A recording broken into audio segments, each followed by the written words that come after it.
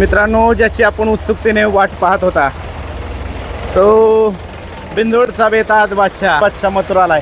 पवार साहेब नमस्ते. बघू शकता आपण.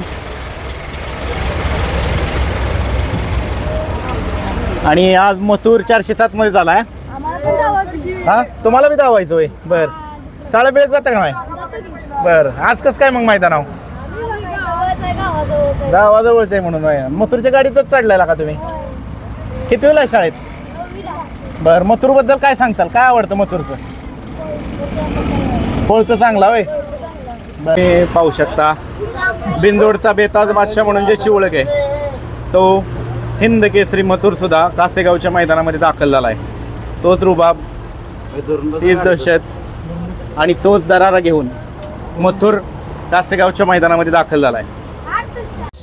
मथुर 407 मध्ये काय आला समीर भाई सांगतात. समीर भाई, आज कसं काय 407 मध्ये नियोजन केलं? मोठ पण जास्त होती आणि ती गाडी जरा कामाला लावली. बरं, त्याच्यामुळं जास्त संख्या फॅन्सची त्याच्यामुळं.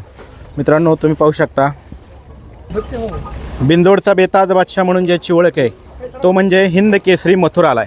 प्रसिद्ध बैलगाडी मालक राहुलदादा पाटील यांचा मथुर मैदानात दाखल झालाय कासेगावच्या. आणि तो आज समाजसेवक संतोष तोडकर यांच्या मल्हार बरोबर पळताना दिसणार आहे. सुंदर असा पायरा आहे.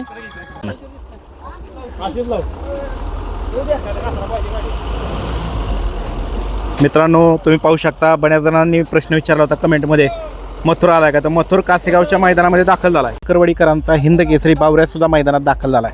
आज कोणाबरोबर नियोजन आहे अनिकेत भाऊ? देवा कुठला? विदर्भ एक्सप्रेस देवा. बरं, चांगला पायरा केलाय.